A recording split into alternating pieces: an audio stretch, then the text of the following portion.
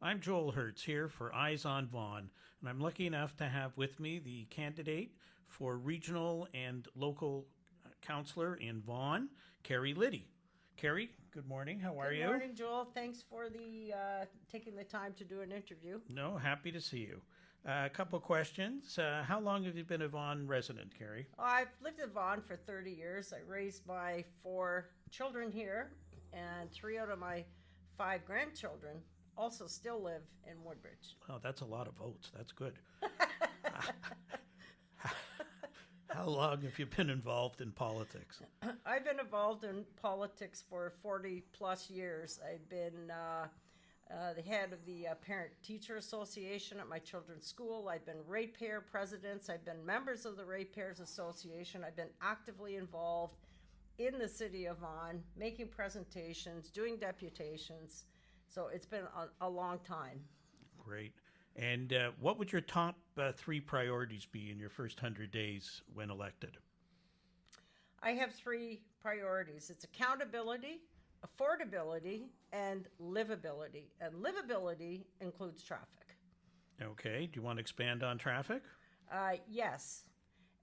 Traffic is not only time consuming and taking time away from people's family and friends, and we can't enjoy our lives, but it also is getting to the point where it's a safety concern for people that live in these communities. We have a number of safety concerns actually in Vaughan, which are unique to Vaughan, including in Thornhill, where we have anti-Semitism that really needs to be addressed, and it needs to be addressed now. We can't let it go any longer. We also have increasing crime, and that includes traffic accidents, people getting hit by cars. I mean, this is all inexcusable. It has to be resolved. The initial solution that came from York Region was to build these billion-dollar bus lanes, which the solution might work in Markham, but it doesn't work in Vaughan.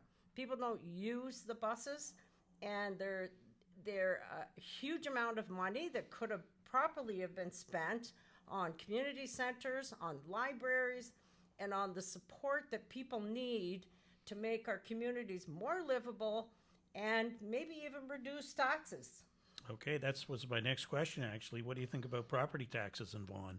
Well, I think property taxes, the money needs to be looked at very carefully. It's not just property taxes, it's also the water surplus levies, it's the hospital levy, it's the developers levies. Everything is too high. It needs to come down.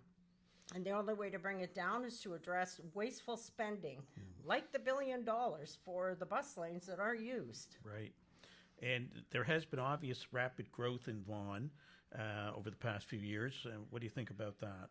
Well, I think growth is good, but irrational and irresponsible growth is not good. These subdivisions need to be planned in advance. They need to have the roads, the sewers, the schools. Everything needs to be built before the houses and the condominiums go in. Okay. And on council, would you see yourself as a consensus builder? Oh, absolutely.